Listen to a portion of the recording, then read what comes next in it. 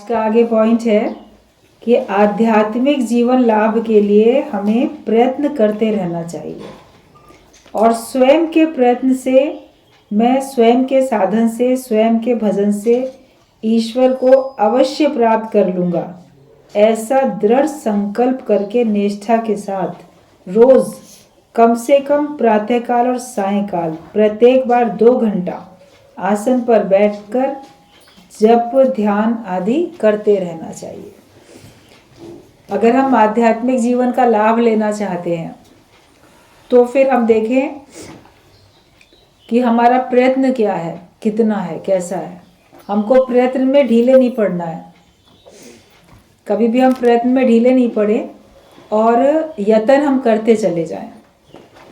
अपना ऐसा परमात्मा को पाने का यत्न कि मैं, और दृढ़ विश्वास संकल्प कि मैं अपने स्वयं के प्रयत्न से, अपने संकल्प से परमात्मा को अवश्य प्राप्त कर लूँगा। जब तक आपको अपने ऊपर विश्वास नहीं होगा तब तक आपको मंजिल कैसे मिलेगी। कोई ये सोचे कि मैं ठीक तो होऊंगा ही नहीं, ये तो मेरी बीमारी बिल्कुल लाइलाज है, ठीक तो हम होने वाले हैं नहीं, तो फिर अगर ऐसा होगा तो फिर आप ठीक कैसे होगे। आप अगर अपने आप को ऑटो सजेशन देते हो कि मैं ठीक हो जाऊंगा, मैं ठीक हो रहा हूँ, मैं ठीक हो जाऊंगा, तो फिर आप ठीक हो भी सकते हो। और अगर नहीं सोचोगे हम तो ठीक होने वाले हैं ही नहीं, तो कितनी भी अच्छी दवाई आपको दी जाए, आपका मन आपको रोज़ रोज़ बीमार करता जाएगा।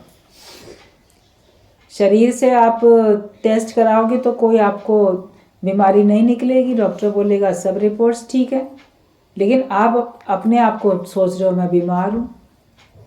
और केवल ऐसा नहीं, फील भी होता है ऐसा, क्योंकि हम अपने मन के ख्याल नहीं ठीक करते हैं, इसीलिए हमको ये लगता है कि हम शायद अब बीमार हैं या अब तो हम ठीक होने वाले हैं ही नहीं। तन के लिए भी और अपने मन के लिए भी, अपने भाग्य के लिए भी।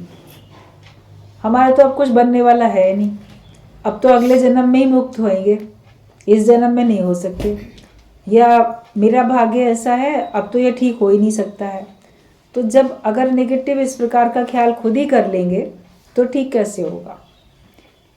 ये आशावादी विचार रखो कि आज हमारा हो ना हो कल हमारा है, हम आज अगर नहीं कुछ पा सके तो कल अवश्य पा सकेंगे। इतना दृढ़ विश्वास अपने में होना चाहिए कि मैं अपने प्रयत्न से, अपने पुरुषार्थ से, अपने भगवान की भक्ति करके मैं जो पाना चाहता हूँ उस लक्ष्य को, उस मंजिल को मैं अवश्य प्राप्त कर लूँगा। कहा जाता है हिम्मते मर्दा तो मददे खुदा। अगर आप सोच लो, ठान लो, कहते कोई काम दुनिया में मुश्किल नहीं है अगर आप ठान लीजिए। दृष्टांत कितनी बार सुना है, छोटे छोटे पक्षियों ने ठान लिया कि हम समुद्र को सुखाएंगे। कोई कल्पना करके देखे कि छोटे छोटे पक्षी हैं, अगर वो सोचे हम समुद्र को सुखा देंगे, तो क्या ऐसा संभव है? कोई सुखा सकता है क्या समुद्र को?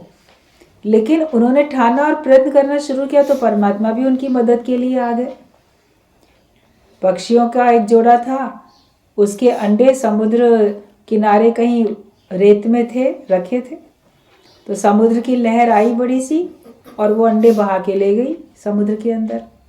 अब वो पक्षी कहते हैं समुद्र को, प्रार्थना करते हैं हमारे अंडे वापस कर दो, दूसरी लहर से वापस भेज दो, देखो हमारे अंडे चले गए तुम्हारे इसमें, उसमें तो हमारे बच्चे बनेंगे, बच्चे हमारे। तो समुद्र कहता है कि नहीं वापस करूँगा, तुम क्या कर लोगे? नहीं करता वापस। तो वो दोनों जो पक्षी थे, जो पक्षी का जोड़ा था, वो कहता है समुद्र से, देखो ऐसा है हमारे अंडे वापस कर दो, नहीं तो क्या कर लेंगे, हम तुम्हें सुखा देंगे। अब तो समुद्र और हंसा, कहता है तुम भला मुझे सुखा सकोगे? ठीक है, अब तुम मुझे सुखा ही दो। अब उन्होंने क्या किया, चोंच से 1-2 बूंद पानी लेके रेत में डालना शुरू किया कि हम बूंद बूंद पानी इसका हटा देंगे, बूंद बूंद से ही तो सागर बनता है, तो बूंद बूंद पानी करके हम इसका सारा सुखा देंगे। और रेत उसमें समुद्र में डालनी शुरू की, चोंच में भर के रेत समुद्र में डालें और पानी लेके इधर किनारे पे समुद्र में का पानी रेत में डालें। अब ये काम कितना हंसी वाला भी है और कितना असंभव भी है। एक एक दो दो बूंद पानी उसका निकाल के क्या कोई समुद्र को सुखा पाएगा? वर्षों के वर्ष युग लग जाएगा तो भी न सूखे शायद। लेकिन जब उसने ऐसा करना शुरू किया उस पक्षी के जोड़े ने, तो उनके संगी साथी आए, बोले ये तुम क्या कर रहे हो? सारी बात बताई। उन्होंने कहा चलो ठीक है, हम भी तुम्हारे काम में जुट जाते हैं। देखा देखी और भी सारे पक्षी ऐसे ही करने लगे, उनको देख के और आ गए। सारे संसार भर के सारे पक्षी चले आए, सब जुट गए कि किनारे किनारे समुद्र के कि हम जो है वो करेंगे, इनको सुखा देंगे, सब लोग मिलकर सुखाएंगे। अब पक्षियों का राजा है गरुड़। तो जब गरुड़ ने ये देखा कि ये सारी मेरी पक्षियों की जो सेना है सारी ये क्या कर रही है अजीब सा काम, जाके पूछा, सारी बात पता चली। तो पक्षियों का मनोबल बढ़ाने के लिए उसने कहा ठीक बात है भाई, मैं भी कोशिश करूँगा, मैं भी तुम्हारा साथ दूंगा। समुद्र को ऐसे नहीं करना चाहिए था, वापस दे देता अंडे, चलो हम सब मिलके सुखाते हैं। सब लग गए काम में। भगवान विष्णु ने आवाज़ दी गरुड़ को, गरुड़ उनकी सवारी है, उनको उस समय सवारी के ऊपर ही बैठ के जाना था। कभी तो कोई अपने आप से पैदल भी चला जाता है, लेकिन कभी वो अपनी सवारी पे भी जाता है। तो बोले गरुड़ कहाँ चला गया? वो तो पक्षियों की मदद करने गया, बताया किसी ने, सारी बात बताई कि पक्षियों की मदद करने चला गया। सारी बात सुनी तो भगवान ने कहा जाए हम भी देखें। तो विष्णु भगवान वहाँ समुद्र किनारे वो भी वहाँ आ गए, प्रकट हो गए। कहते अच्छा ये सब क्या कर रहे हो? देख के उनका अंदर में साहस, दृढ़ संकल्प और लगातार प्रयत्न में लगे रहना भगवान को बहुत पसंद आया कि ये पक्षी होके भी अगर इन्होंने ठान लिया है तो ये असंभव कार्य को भी करने के लिए प्रयत्न तो कर रहे हैं। तो जो हिम्मत रख के काम करता है तो भगवान मददगार उसके ज़रूर होते हैं। तो भगवान ने कहा अच्छा अभी तुम सब लोग कर रहे हो, अब मैं भी आ गया हूँ, चलो मैं भी तुम्हारी मदद करता हूँ, अब मैं भी समुद्र को सुखा देता हूँ। तो समुद्र ने क्या सुना, जैसे ही देखा भगवान मदद के लिए आ चुके हैं तो वो एकदम प्रकट हो गया। समुद्र बाहर हाथ जोड़ के खड़ा हुआ और वो कहता है कि भगवान अब आप अगर आ गए मुझे सुखाने के लिए तब तो मैं अवश्य सूख जाऊंगा। अभी तक इन लोग के कारण से तो मैं नहीं सोचता था कि ये लोग मुझे सुखा सकेंगे, लेकिन वास्तविकता तो ये है कि अगर आप इनकी मदद के लिए आ चुके हैं तो फिर मेरा तो अवश्य ही अस्तित्व नष्ट होगा ही होगा, और आप ना मुझे सुखाओ और मैं जो हूँ इनके अंडे अभी वापस कर देता हूँ। तो एक लहर के साथ उसने पक्षियों के अंडे जो थे किनारे पर वापस भेज दिए। तो इसका सिद्धांत भी यही है कि असंभव वाला कार्य भी अगर हम दृढ़ संकल्प के साथ करते हैं और उसके लिए प्रयत्न करते हैं। उन्होंने ये थोड़ी सोचा पक्षियों ने कि हम ऐसा करेंगे तो सूखेगा थोड़ी। अगर ये सोच के वो निराश होकर बैठ जाते या प्रयत्न ही नहीं करते तो फिर भगवान मदद के लिए आते भी नहीं। आपको कितना भी लगे, जो भी आपने अपना लक्ष्य चुना है उसको प्राप्त करने में कितना भी महसूस हो कि ये असंभव है, अकेले मेरे बस का नहीं है, हो नहीं सकता, तो मदद के लिए जगत वालों को क्यों पुकारो? अपनी मदद पहले स्वयं करो। आप अपना प्रयत्न तो करो, यत्न में तो ढीले नहीं बनो। जो कोई यत्न में ढीला बनता है तो उसको लक्ष्य उसका नहीं पूरा होता, मंजिल नहीं मिलती है। ब्रह्म ज्ञान के लिए भी हमको अपना यत्न तो करना है ना। कोई सोचते हम लोग अभी कहाँ कर पाएंगे, हम लोग तो घर गृहस्थी वाले लोग हैं, हम लोगों से थोड़ी कुछ हो पाएगा, ये तो संतों का, ऋषि मुनियों का काम है भगवान को पाना। या कई लोग सोचते हैं भगवान को पाके हम करेंगे क्या, माया मिलेगी तो उससे तो हम बहुत कुछ कर लेंगे, लेकिन भगवान को पाएंगे तो हम क्या करेंगे। तो वो जानते ही नहीं भगवान को पाएंगे तो करेंगे क्या, यत्न ही नहीं करते हैं। और कई लोग सोचते हैं अभी फुर्सत नहीं है, जब फुर्सत होगी तब करेंगे। मगर जो प्रयत्न करना शुरू कर देता है, काम अपने हाथ से करना शुरू कर देता है, तो एक एक करके सब परमात्मा की कृपा से, परमात्मा की मर्जी से सब उसको सहयोग देने लग जाते हैं और स्वयं परमात्मा उनके सहायक बन जाते हैं। तो यही बात बताई कि अपना दृढ़ निश्चय करो कि मैं अपने प्रयत्न से, अपने निश्चय से परमात्मा को पा ही लूँगा। कभी भी निराशा अपने अंदर में आने ना दो। निराशावादी कभी हमको बनना नहीं है। और आध्यात्मिक जीवन का लाभ अगर हमें लेना है तो हमें प्रयत्न में लगे रहना चाहिए। और ये दृढ़ संकल्प कि मैं अपने प्रयत्न से, अपने साधन से, अपने भजन से मैं परमात्मा को अवश्य प्राप्त कर लूँगा। और इसके लिए कहा गया है कि रोज़ कम से कम सवेरे और शाम 2 घंटा आपको यह प्रयत्न करना है। तो जो सवेरे और शाम का सत्संग है ये हमारे लिए रोज़ का एक साधन है। तब हम भगवान को पा सकेंगे कि नहीं, मुझे हर दिन नियम से मुझे सत्संग में जाके बैठना ही बैठना है। तब आपका प्रयत्न जो है वो आपको लाभ दिलाने लगेगा। और इसके लिए भी 1-2 दिन की बात नहीं कि हम 1-2 दिन में ऐसा कर लेंगे, लेकिन मन में सोचो कि नहीं, हम काफ़ी समय तक ऐसा करेंगे। अभी बच्चों को स्कूल भेजते हैं, 2.5-3 साल के नहीं बच्चे होते हैं तो उनको भेज देते हैं। तो 3 साल से लेके वो 2-3 साल तक तो अभी नर्सरी, केजी, ये अपर लोअर कौन कौन सी केजी ये सब पढ़ते रहते हैं। तब जाके क्लास 1 में पहुंचते हैं। तो कोर्स तो उनका वही होता है जो नर्सरी में था, लोअर केजी में, अपर केजी में था, जो था सिलेबस तो देखो वही होता है एक तरीके से, मगर उसको कितने साल तक वो फिर पक्का करते रहते हैं। तब जाके क्लास 1 फिर 2, फिर उनके क्लास 1 से थोड़े से सिलेबस बढ़ते हैं, चेंज होते हैं थोड़े थोड़े से। और कितना समय लग जाता है एक सांसारिक पढ़ाई को पक्का करने में, वर्णमाला के अक्षर ये सब पक्का करने में और चीज़ें पक्की करने में कितना समय लग जाता है। तो ब्रह्म ज्ञान को भी पक्का करने में समय तो लगेगा। मन को जन्म जन्म से आदत है माया में रहने की और माया में दुखी सुखी होने की। माया को सत्य समझ के बैठे। उसके लिए हमको अपने अंदर में प्रयत्न करना पड़ता है कि मैं लगातार इस कार्य में लगा रहूँगा। इसमें भी निराश नहीं हो जाओ कि इतने दिन से आते हैं सत्संग में, अभी तक ज्ञान पक्का नहीं होता, अभी तक स्वभाव संस्कार हम वैसे ही हैं पुराने, उनको हम चेंज नहीं कर पा रहे हैं। आप कोशिश करते जाओ। माया में भी तो कितना समय लगा, और उसमें तो जन्म जन्म से आप उसमें लिप्त थे। तो एक जन्म का ये बात नहीं है, ये जन्म जन्म की बात है।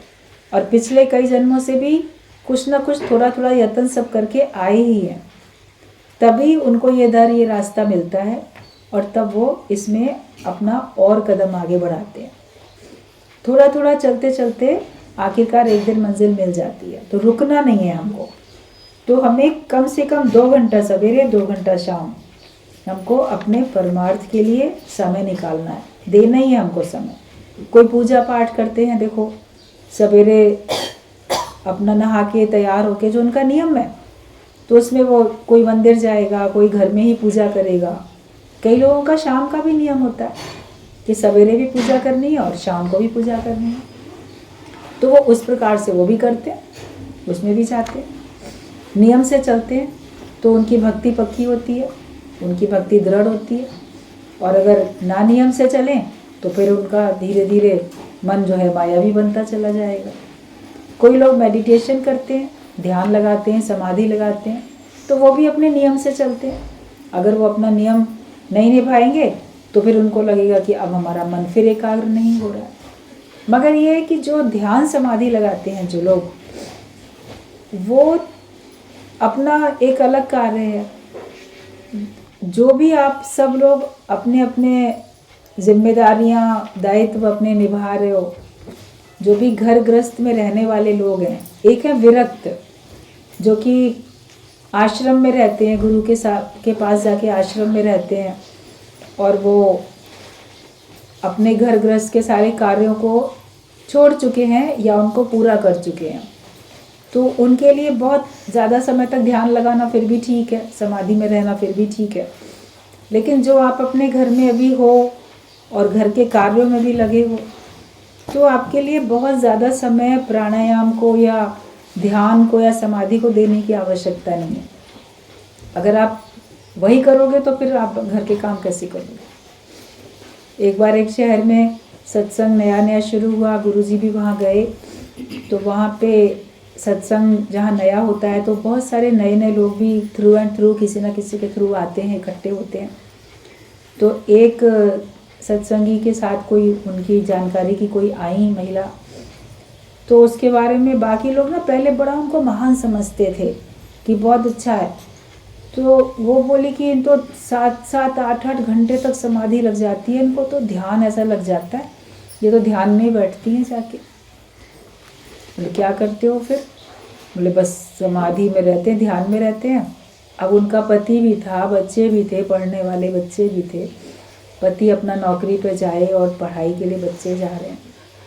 तो गुरुजी ने बल्कि ये बात कही कि अगर तुम दिन भर का रात को तो सो ही गए हो, और जो जागने का कार्य करने का समय है उसमें अगर तुम केवल ध्यान या समाधि लगा के बैठ जाओगे कई घंटों तक, तो तुम्हारा वो सब कार्य कैसे होगा। और उस सबको भी तो तुमको अभी फिलहाल समय देना है ना।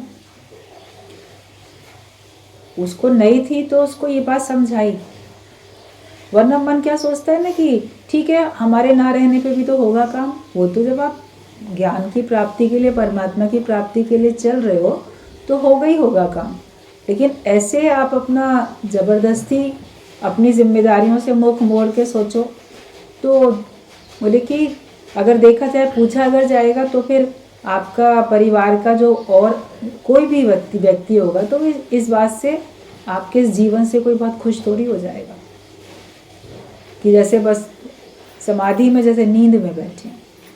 कब जब मन सत्संग में लगने लग जाता है तो वो बैठ के ध्यान और समाधि हमारी कम हो जाती है। अगर किसी की पहले से आदत भी है तो वो हम अपने स्वयं के लिए करते हैं, और जो हमको जागरूकता मिलती है ज्ञान से वो हम सबको देने का, बांटने का काम करते हैं।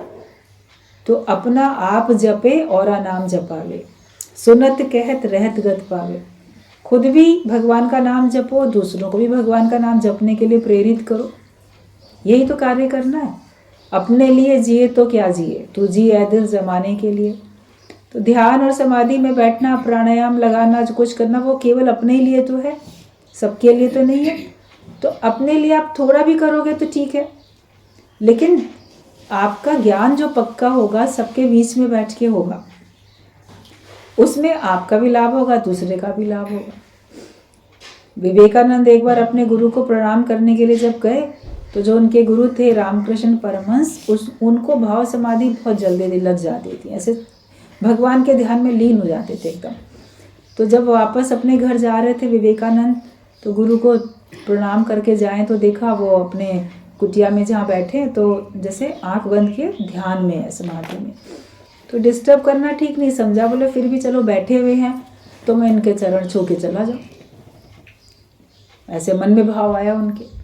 तो जैसे विवेकानंद ने उनको स्पर्श किया तो उनको स्पर्श करके विवेकानंद को भी समाधि लग गई। पहली बार ऐसा हुआ। तो वो भी जैसे किसी को एकदम ध्यान लग जाए, समाधि लग जाए।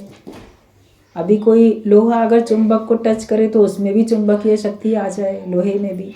तो ऐसे ध्यान में वो बैठे थे, उनको टच किया तो उनके अंदर में भी ध्यान का ऐसे हो गया। अब उसमें विवेकानंद को बहुत आनंद आया, कितनी देर वो भी ऐसे ही एकदम ध्यानस्थ होके बैठे। और जब उनका ध्यान थोड़ा भंग हुआ, उठे, तो वो जो उनको एकाग्रता का आनंद था शब्दों से परे था, वर्णन से परे था, बहुत खुश हुए। तब तक रामकृष्ण परमहंस भी ध्यान से तो उठ ही चुके थे। तो विवेकानंद ने कहा कि आज जो मैंने अनुभव लिया वो मुझे आज दिन तक नहीं मिला, और आशीर्वाद दीजिए कि मुझे ये समाधि लगती रहे। तो विवेकानंद को उनके गुरु ने क्या जवाब दिया, तुम्हारे लिए ये बात नहीं है। अगर तुम समाधि का ही सुख लेना चाहते हो तब तो भगवान तुम्हें एक पहाड़ पत्थर ही बना देता, ताकि तुम एक जगह बैठे रहते और आनंद का अनुभव भी करते रहते। लेकिन तुमको भगवान ने अपने कार्य के लिए चुना है, तुम उनके यूज़फुल हैंडल बन के रहोगे ना। तो अगर तुम मेरे से ये बात कह रहे हो तो बल्कि मैं तो तुमको ये कहूँगा कि तुम्हें आज के बाद कभी समाधि ना लगे, कभी ध्यान ना लगे। एक बार का तुमको अनुभव मिल गया, बस काफ़ी है। लेकिन वो ही आनंद तुम जब सबको एक सही दिशा दोगे, जब तुम सबको सही दिशा दोगे, तब तुमको वो आनंद का अनुभव होता चला जाएगा। दूसरे को प्रसन्नता देने में आपके अंदर प्रसन्नता आती चली जाएगी। तो जो भी अपने कार्य में लगे हुए लोग हैं और अभी उनको गुरु की आज्ञा से ही अपना दिनचर्या में ध्यान, समाधि या जो भी कुछ है वो शामिल करना चाहिए। गुरु कहे तो आप कार्य करो, वो कहे ध्यान में बैठो तो ध्यान में बैठो, क्योंकि वो आपको हर तरफ से पक्का करना चाहते हैं। हर तरफ से आपको ऐसा मजबूत बनाना चाहते हैं कि ज्ञानी करे या ना करे, है स्वार्थ के बिना। उसका अपना कोई भी स्वार्थ नहीं है। अगर हमारा अपने जीवन में अपना कोई स्वार्थ है तो उस स्वार्थ के कारण से हम कोई कार्य करेंगे। लेकिन जब हम निस्वार्थ होकर बैठेंगे तो फिर जैसा गुरु कार्य कराना चाहेगा वैसे ही हो जाएगा। गुरु नानक देव ने बोला लहड़े को थल्ला बनाओ, तो उसने बना दिया। फिर कहा मिटाओ, तो उसने मिटा भी दिया। उसने ये थोड़ी कहा कि बनाने के लिए कहा था तो फिर मिटाने के लिए को कहते हो। कोई उसने मन बुद्धि नहीं चलाई कि हमें तो उसकी आज्ञा में चलना है। और हर प्रकार की कार्य में रहो या कार्य से विरक्त होकर रहो, अपने उस अलौकिक आनंद को अनुभव जरूर करते रहो। कई लोग को खाली बैठने की आदत पड़ती है, उनको तब आनंद आता है। किसी को काम करने की आदत रहती है, उसको काम करने में आनंद आता है। लेकिन भगवान आपसे सेवा ले या आपसे सेवा छुड़ाए, आप दोनों में आनंदित होकर रहो, यूजफुल बन के चलो। जब तक चल सकते हो तब तक चलो, जब तक दौड़ सकते हो तब तक दौड़ो, जब तक कार्य कर सकते हो कार्य करो। कभी आपका शरीर ही मान लो स्ट्राइक कर दे, आप कार्य न कर सको, आप बिस्तर से ना उठ सको, आप बीमार हो, तब आप ध्यान समाधि में बैठो। फिर भाई और कार्य आपसे हो नहीं सकता है तो आप भगवान के ध्यान में रहो। उस समय मन लगेगा नहीं ध्यान में। अरे इतने बीमार हैं, अब काम नहीं कर पाते, अब तो शायद लाचारी है, अपाहिज हो गए हैं, ये विचार ज्ञानी कभी नहीं देता है।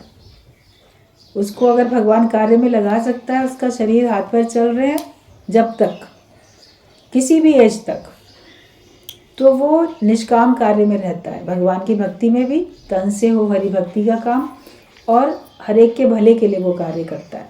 तो हमें कार्यरत होके रहना है, सुस्त और आलसी बन के नहीं बैठना है।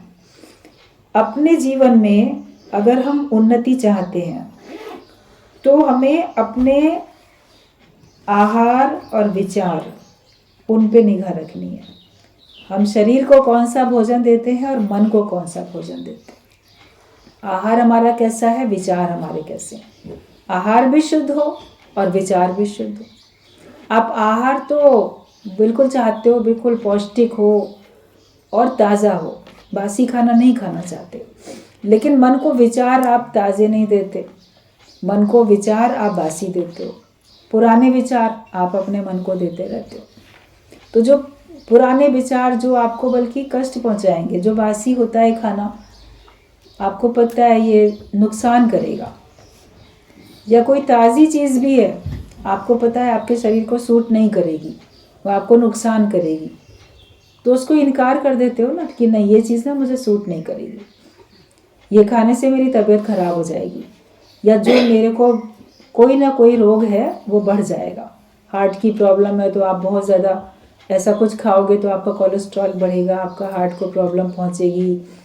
ब्लड प्रेशर हाई है तो आप ज़्यादा नमकीन चटपटा ऐसे खाओगे तो बढ़ सकता है। शुगर है तो आप मिठाई बहुत खाओगे तो आपको बीमारी बढ़ेगी।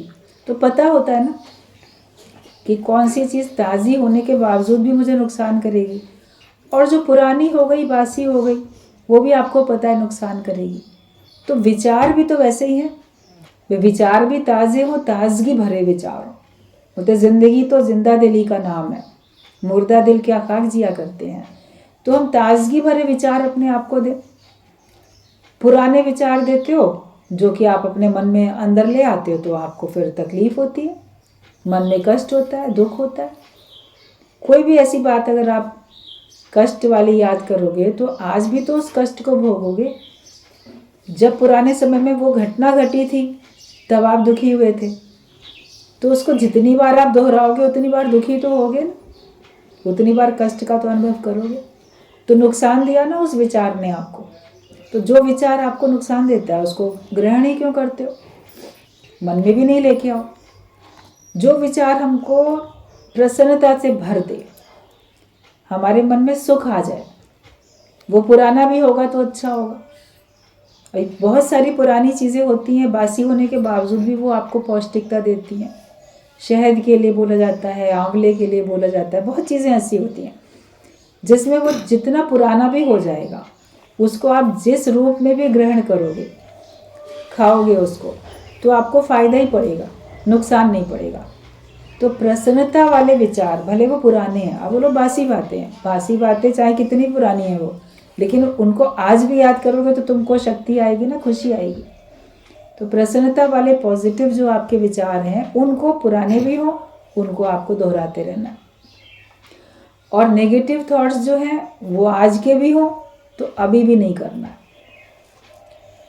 2 मिनट पहले भी कोई ऐसी बात हुई जिसने आपके मन को कष्ट दिया, उसको उसी समय भुला दो, दोहराओ नहीं, रखो नहीं अपने अंदर में। ये हमको अपने से सावधानी रखनी है। तो जो हमारा आहार है, जो हमारा विचार है, उस पे हमें निगाह रखनी है। ज्ञान के विचार दो, अच्छे अच्छे विचार दो। पुरानी बातें करके अपने जीवन को नीरस मत बनाओ। रस में बनाने के लिए नित नई उमंग, नित नई तरंग, उसमें हमको हमेशा रहना है। तो आहार भी हमारा सात्विक हो, शुद्ध हो, और हमारे विचार भी सात्विक और शुद्ध होने चाहिए। विचार भी मलिन कोटि के नहीं होने चाहिए। और रोज़ एक अपना आप प्लानर में अपना प्लान करके लिख लो, या अपनी दिनचर्या। जब पढ़ाई करते हैं बच्चे तो उनकी दिनचर्या फिक्स होती है, नौकरी पे जाते हैं तो भी एक दिनचर्या सी फिक्स हो जाती है, सत्संग में आने लगते हो तो भी देखो आपकी दिनचर्या फिक्स हो जाती है, ये इतने बजे यहाँ जाना है, इतने बजे ये करना है। तो अपने को एक अच्छी सी दिनचर्या में बांध के रखो। दिशाहीन होके नहीं चलो, उद्देश्यहीन होके नहीं चलो, कोई लक्ष्य अपना बना के उसको पूरा करने में चलो। ये नहीं कि किसी दिन तो कितने बजे उठेंगे, किसी दिन कितने बजे उठेंगे, किसी दिन कितने बजे खाना खा लेंगे, किसी दिन कितने बजे खा लेंगे। एक अपना नियम, अपना टाइम, वो अगर हम ठीक रखते हैं तो उससे हमारा तन का भी स्वास्थ्य ठीक होता है, और हमारा समय भी बचता है, और हमारे मन की जो उलझने हैं उनसे भी हमको छुटकारा मिल जाता है। तो हमारी जो रोज़ की जो दिनचर्या है वो भी हमारी ठीक होनी चाहिए। और जीवन अपना बनाओ तो उद्वेग शून्य जीवन होना चाहिए, मतलब किसी प्रकार का उद्वेग मन में ना आए, न क्रोध आए और न झुंझलाहट हो, किसी प्रकार का हमको अंदर से कोई जोश, ऐसे उद्वेग भी नहीं आए। जैसे एक होता है ना, कोई विचार ऐसा आता है कि उससे आपका मन एकदम खिन्न हो जाता है, परेशान हो जाता है। तो ऐसा हमारा जीवन हो कि किसी भी प्रकार का, ना तो हम किसी को ऐसा बोलें या ऐसा व्यवहार करें जिससे हमारे कारण से दूसरे को क्रोध आए, या उसको झुंझलाहट हो, उसको किसी प्रकार से असुविधा हो जाए विचारों से। और ना अपने को ऐसा बनाओ कि दूसरे परिस्थिति से, दूसरे व्यक्ति के कारण से आपके अंदर ना ऐसा कोई विचार आ जाए। तो उद्वेग शून्य जीवन होना चाहिए। तो ज्ञानी ना किसी को उद्वेग में लाता है और ना खुद भी उद्वेग में आता है, मतलब उसका जो वेग है वो उसके वश में है। वरना आउट ऑफ कंट्रोल हो जाते हैं ना थॉट्स, सबके विचार ऐसे हो जाते हैं जो कि उसको ऊंचाई से नीचाई की तरफ ले जाते हैं, गिरावट की ओर लेके जाते हैं। भगवान के भाव से आप बैठे हो तो बड़े आनंद में बैठे हो, लेकिन फिर कहीं ऐसा किसी का आया विचार तो आप बिल्कुल विचलित हो जाते हो। तो मन हमारा कभी विचलित ना हो, ऐसा हमारा अपना जीवन होना चाहिए। और स्वास्थ्य वाला हमारा जो है, बाहर का माहौल भी एक हेल्दी एटमॉस्फेयर होना चाहिए। हमारे शरीर के स्वास्थ्य की जितनी है तो वातावरण भी इतना स्वस्थ होना चाहिए। सत्संग में जब बैठते हैं, मंदिर में जाते हो, या कहीं ऐसी जगह पे आप बैठते हो तो आपको लगता है यहाँ का वातावरण भी ना बड़ा अच्छा है, जैसे हेल्दी एटमॉस्फेयर है। वहाँ बैठ के हमको एक बड़ी अच्छी पॉजिटिव एनर्जी आ रही है, हमको खुशी हो रही है। कभी आप प्रकृति के बीच में जाके बैठते हो तो वहाँ का चारों तरफ का वातावरण आपको कितना अंदर से मन को प्रसन्नता से भर देता है, क्योंकि वो बाहर का एटमॉस्फेयर बड़ा हेल्दी एटमॉस्फेयर है। वातावरण भी वहाँ का बहुत आपका स्वास्थ्य कर है, आपका स्वास्थ्य लाभ कराने वाला है। और कहीं पे जहाँ कलह क्लेश होती रहती है, सुंदर कितना भी महल हो, किसी का घर कितना भी सुंदर हो, लेकिन वहाँ पे विचार अच्छे नहीं है, कलह क्लेश होती है, लड़ाई झगड़ा होता है, तो आप कहते हैं ना वहाँ का एटमॉस्फेयर हेल्दी एटमॉस्फेयर नहीं। जैसा हम चाहते हैं वैसा वहाँ से हमको चारों तरफ से उस प्रकार का माहौल हमको मिल नहीं रहा है, क्योंकि उस जगह पे बैठने से आपका मन भी परेशान होता है। अंगीठी के पास बैठोगे आपको गर्मी का अनुभव होगा, आप किसी बर्फ़ की सिल रखी होगी वहाँ बैठोगे तो आपको ठंडक महसूस होगी। तो बाहर का भी वातावरण आपका अच्छा होना चाहिए, संग अच्छा हो, तो वो बाहर का हेल्दी एटमॉस्फेयर हमको सत्संग में मिलता है, सत्य का संग करने से। लोग सब बोलते हैं ना कुसंग से बचो, बुरे संग से बचो, तो अंदर भी बुराई ना हो और बाहर से भी हम किसी प्रकार की बुराई में पड़े नहीं। तो हमें अपने स्थान का भी हमको ध्यान रखना है कि जहाँ बैठे हैं तो वहाँ का कैसा वातावरण है। गलत लोगों की सोबत में गलत जगह पे बैठने से, बोलते काजल की कोठरी में जाने से तुमको तो कालिक आएगी आएगी, काजल की कोठरी में जाओगे तो कालिक तुमको लगेगी लगेगी। तो हम जगत के बीच में बैठेंगे तो फिर हमको उलझन होगी ही होगी जगत के बीच में बैठने से। तो बैठो तो आप सत्संग में बैठो, साध संगत के बीच में बैठो और शुद्ध अपने विचार हों, बाहर से भी शुद्ध हो और अपनी स्वयं की भी शुद्धि आपको करते रहनी है। तन मन सब, विचार बुद्धि सब शुद्ध होने चाहिए। और बताया है कि मित भाषिता, मतलब कि मीठा बोलने वाले बनो, ऐसा बोलने वाले बनो जिससे कि दूसरे को पसंद आए। जो ऐसा बोलता है, मिठास के साथ बोलता है, तब फिर बाकी लोग उसको पसंद करते हैं। आपकी वाणी में कठोरता नहीं होनी चाहिए, आपकी वाणी में हमेशा मिठास होनी चाहिए। किसी से भी बोलो तो बहुत आराम से बोलो, ऐसे मीठा होके बोलो, किसी से भी बोलो तो आप इस तरह से नहीं बोलो कि दूसरे को आप परेशान करने के लिए बोलो। एक आदत बन जाए प्यार से बोलने की, प्यार से बोलने की हमको आदत बन जानी चाहिए, मीठा बोलने की हमको आदत बन जानी चाहिए। तो ये अगर हमारी आदत होती है तो फिर आप देखो, आप अपने इस लक्ष्य को, परमात्मा को पाने के लिए आप हमेशा अपने को तैयार महसूस करोगे। कोई किसी से कड़वा क्यों बोलता है, कारण क्या है, ये जानने की कोशिश करो कि उसका दूसरे से अपनापन नहीं है, दूसरे से प्रेम नहीं है, या उसका कोई स्वार्थ पूरा नहीं हो रहा है, इसलिए वो कड़वा बोल रहा है। ज्ञानी के अंदर स्वार्थ होता नहीं है, वो निस्वार्थ होता है और उसका सबके साथ प्रेम है, वो सबको अपना करके देखता है, तो फिर वो किसी से भी कड़वा नहीं बोलता है।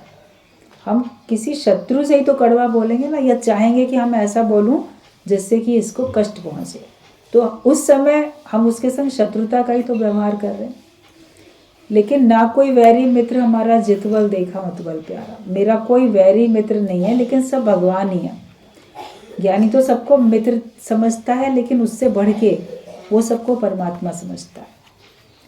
आज भगवान से आप उलाहना भी दोगे ना, अज्ञानता में शिकवा शिकायत भी करोगे, तो भी आप देखो, आप उस तरह से नहीं बोलोगे भगवान से जैसे किसी शत्रु से बात करते। शत्रु से तो जिस तरह से बात करते हैं, क्योंकि उससे हमको आगे निभाना ही नहीं है, उससे हमको कोई रिश्ता नाता रखना ही नहीं है, तभी बोलते हैं। लेकिन भगवान से तो आपको निभाना है, भगवान से तो आपको रिश्ता नाता रखना ही है। भले भगवान से शिकवे शिकायत भी करते हो तो अपना जान के ही तो करते हो, ये मेरे हैं अपने, और तो भी इन्होंने मेरा ऐसा नुकसान कर दिया, ये इस वजह से नुकसान हुआ, तो वो शिकायत होती है। तो भगवान से उलाना होता है तो भी अपना जान के होता है। लेकिन ज्ञानी शिकवे शिकायत में पड़ता नहीं है, वो हमेशा शुक्राने में रहता है और उसकी भाषा जो होती है हमेशा अच्छी होती है। गलत भाषा का कभी भी हम, गलत शब्दों का, गलत भाषा का, गलत टोन, उसका हम कभी भी यूज़ ना करें। तो हम ज्ञानी हैं, और तभी हम आध्यात्मिक जीवन में पूरा लाभ ले पाएंगे। सत्संग में जो भी कोई आके बैठा है वो सब अपने जीवन को सांसारिकता से आध्यात्मिकता की ओर ले जाने के लिए बैठा, उन्नति के लिए बैठा। तो इसके लिए उसको बहुत सारी बातें अपने अंदर में रोज़ रोज़ ऐड करती जानी, जोड़ते जानी है। आज ये वाली अच्छाई को जोड़ेंगे, कल इस वाली अच्छाई को जोड़ेंगे, कल इसको जोड़ा था, और आदत बनती जाए। रोज़ रोज़ सुनने से आदत बनती है। कहते करत करत अभ्यास से जड़मत हो सुजान। जड़मती भी होती है किसी की तो अभ्यास करने से उसको बुद्धिमानिता आ जाती है, उसकी बुद्धि ठीक हो जाती है। जब एक पत्थर के ऊपर भी रोज़ रोज़ बूंद बूंद पानी पड़ने से वहाँ भी एक गड्ढा हो जाता है, या कुएं की आप मुडेर देखो तो उसमें रस्सी डालते हैं बाल्टी और फिर उसको खींचते हैं, तो रस्सी तो फिर भी देखो कोमल है, पत्थर तो कितना मजबूत है, मगर वहाँ पे रोज़ रस्सी के आने जाने से वहाँ निशान पड़ जाता है, पत्थर में भी निशान पड़ जाता है। तो अभ्यास से क्या नहीं हो सकता है। अगर हम सही सही अभ्यास करेंगे तो अभ्यास से आप देखोगे आपको बहुत कुछ मिलता चला जाता है। तो ये सब अगर हम अपने जीवन में रखते हैं और आप अपने ज्ञान को सुरक्षित रखो, जो आपको ज्ञान मिला है ब्रह्म का ज्ञान, इसको आप अपने जीवन में सुरक्षित रखो। अपनी मनोवृत्तियों को जो ज्ञानवान हैं तो उनको भी हमको बचा के रखना है। एक भजन की लाइन आती है, हम लाए हैं ब्रह्माकार वृत्ति गुरुद्वार से, इस वृत्ति को रखना मेरे मनवा संभाल के। मनोवृत्ति जो हमारी है ब्रह्माकार वृत्ति है, उसको हमें संभाल के रखना है। वो हम देखना ये वृत्ति ब्रह्म से पलटा नहीं खाए, ब्रह्म से ये पलट ना जाए। तो हमको अपने ज्ञान की भी रक्षा करनी है। आप अपने ज्ञान की खुद तो रक्षा करो, अपने जान माल की सुरक्षा खुद करते हो, दूसरों को भी सौंपते हो, लेकिन खुद भी तो ख्याल रहता है। तो ये ज्ञान का धन जो हमको मिला, निश्चय जो आपने लिया, इसको संभाल के रखना है। व्यर्थ की बातों में, व्यर्थ के क्रियाकलापों में फिर आपका जो ज्ञान है वो कब धूमिल हो जाएगा पता भी नहीं चलने वाला है। तो इसके लिए हमें अपनी ब्रह्म की रक्षा करनी है, ये ज्ञान के विचार की हमें रक्षा करनी है। जब हम इसकी रक्षा करेंगे तो आगे चल के यही विचार हमारी रक्षा करेंगे। ज्ञान के विचार ही तो आपको फिर समय आने पे गिरावट से बचाएंगे। तो पहले आपने इनकी रक्षा की, इनको संभाल के रखा, फिर बाद में ये भी आपको संभालते हैं। फिर कभी आपका मन कभी कैसे होगा तो आप बोलोगे कि नहीं, अब तो जो है मुझे ज्ञान के हिसाब से ही चलना है। वचन आपको तुरंत याद आएंगे।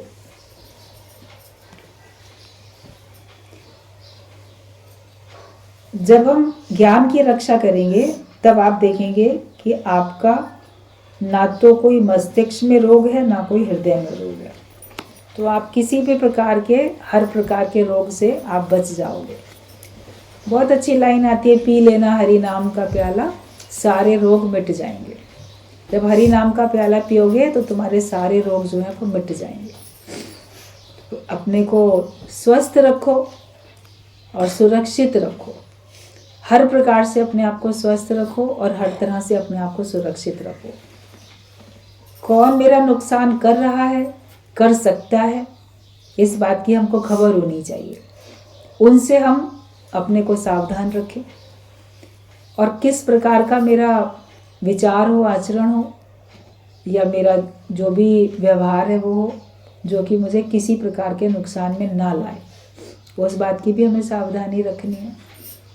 अभी मौसम अगर ख़राब होता है तो उससे बचाव कर लेते हो ना, कि मौसम इस प्रकार का है, सर्दी का मौसम है तो उससे बचाव करते हैं, गर्मी का मौसम है तो उससे बचाव करते हैं, क्योंकि हम अपने आप को सुरक्षित रखना चाहते हैं, स्वस्थ रखना चाहते हैं। तो माया से भी और माया से उत्पन्न होने वाले जो हमारे मनोविकार हैं उनसे भी अपने आप को हमको बचा के रखना है। और अगर हम नहीं बचाएंगे, ज्ञान की रक्षा नहीं करेंगे, तो फिर आपके तो रोगी होने की संभावना बढ़ जाएगी। होते भोग महारोग है। जो जगत के भोग आप भोग रहे हो यही महारोग है। अब चाहे सुख भोगते हो वो भी रोग है, दुख भोगते हो वो भी रोग है। गुरु तो हमको दुख सुख दोनों से परे कर देता है। ना अपने को दुख भोगने वाला जानो, ना अपने को सुख भोगने वाला जानो। अपने को इन दोनों का साक्षी दृष्टा देखने वाला जानो। और मुझ आत्मा में ना दुख है, ना बीमारी है, ना कोई रोग है मेरे अंदर में। भगवान कृष्ण ने भगवद गीता में बोला है कि अगर तुम दुख से, बीमारी से, पाप से, बुढ़ापे से, इससे छूटना चाहते हो तो ये मेरा ब्रह्म ज्ञान लो। कुछ ज्ञानवान बनोगे तो आपके किसी प्रकार के रोग रहेंगे नहीं। और अगर शरीर में कोई ऐसा रोग आया भी तो आप अपने अंदर तो नहीं मानोगे ना, मेरे में थोड़ी है, ये रोग तो शरीर में है। तो देह मेरे से अलग है, 5 तत्वों की देह वो मैंने धारण की है, तो वो अलग है। बुढ़ापे की अवस्था भी शरीर के ऊपर आई है, आपके ऊपर थोड़ी आई है। आप तो उसको देखने वाले हो, अपने बचपन को भी देखा, अपनी जवानी को भी देख रहे हो, आगे चल के अपने बुढ़ापे को भी देखोगे। अगर आयु है आपकी तो शरीर में तो परिवर्तन होते ही चले जाएंगे। तो मेरे अंदर थोड़ी है, वो शरीर के परिवर्तन है, तो अपने अंदर नहीं मानते हो। स्वार्थ कोई है ही नहीं, कर्तापना खत्म हो चुका है, तो पाप भी क्या करोगे। पाप कोई व्यक्ति कब करता है, लोभ ही पाप कराता है। जिसके अंदर किसी भी प्रकार का लोभ है, लालच है, वो उसको पाप में ले जाएगा, धकेल देगा पाप की तरफ। और जिसके अंदर कोई लोभ लालच नहीं है तो वो पाप में भी नहीं जाएगा। बीमारी और ये पाप, बुढ़ापा और मौत, तो मौत भी किसको आती है, शरीर को आती है, आत्मा को थोड़ी मृत्यु आती है। संसार में अगर किसी का शरीर शांत होता है, वो ज्ञानवान नहीं भी था, तो मृत्यु तो अज्ञानी व्यक्ति की भी नहीं है, वो दूसरी देह धारण करेगा। तो मरा कहाँ, एक जगह से छूटा उसका चोला, दूसरी जगह उसने पहन लिया। एक घर से आप निकले, दूसरे घर में आप चले गए, तो आपका नाश थोड़े हुआ। तो मृत्यु तो सिंपल बात बोल दी गई सत्संग में, change of dress and change of address है। आपका पता बदल जाता है और आपका चोला बदल जाता है। आपने ड्रेस कल कुछ और पहनी थी, आज कुछ और पहन ली, तो आप थोड़ी बदल गए। कल उस घर में रहते थे, उस घर को सेल कर दिया, या किराए पे था तो छोड़ दिया, या वैसे ही किसी को दे दिया, आप दूसरे घर में चले गए, तो आप थोड़ी बदल गए उससे। तो मृत्यु तो ना अज्ञानी व्यक्तियों की होती है, वो कर्मानुसार जन्म मरण के चक्कर में आते जाते रहते हैं। और जो जीवन मुक्त हो जाता है ज्ञानवान, मृत्यु उसकी भी नहीं होती, क्योंकि वो ये चोला छोड़ के भगवान से मिलके एक हो जाता है। तो भगवान का जब नाश नहीं होता तो उसका भी नाश नहीं होगा। पानी की बूंदें बाहर हैं तो सूखेंगी, लेकिन अगर वो बूंदें नदी में चली गई या समुद्र में चली गई तब तो नहीं सूखने वाली ना। तो हम भी जब उस विराट से मिलके एक हो जाते हैं, उस विशाल परमात्मा से मिलके हमारा योग लग जाता है, हम उसमें समा जाते हैं, वो हम में समाया, हम उसमें समा गए, तो फिर हमारा भी नाश नहीं होता ना। इस देही का होता नाश है, तो साक्षी स्वयं प्रकाश है।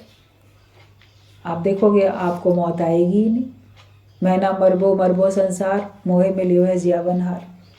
उस स्थिति में आओगे कैसे, जब अपने को रोज रोज सत्संग में लाके बिठा लोगे और ये ज्ञान का निश्चय करोगे। तब हर धर्म में और हर शास्त्र में सत्संग की महिमा सबसे अधिक बोली गई है, क्योंकि तभी आपका विवेक जागृत होता है और हम अच्छा संग करते हैं तो हम अच्छे बनते हैं। तो इसके लिए हमको सत्संग में ही रहना है, तो किसी भी प्रकार के रोग की हमारे अंदर में फिर संभावना रहेगी नहीं। तो अपने जीवन को व्यवस्थित रखो, अपने दिनचर्या को ठीक रखो, और क्या मैं ऐसा करूं जिससे कि मैं परमात्मा को प्राप्त कर सकूं और इस संसार में रहते हुए हम सबके प्रिय बन सकें और परमात्मा के भी प्रिय बने। उस कार्य को ही हमको करना है, दूसरे कार्य हमको फिर कभी करने नहीं है। आपके लिए क्या ज़रूरी है, क्या ज़रूरी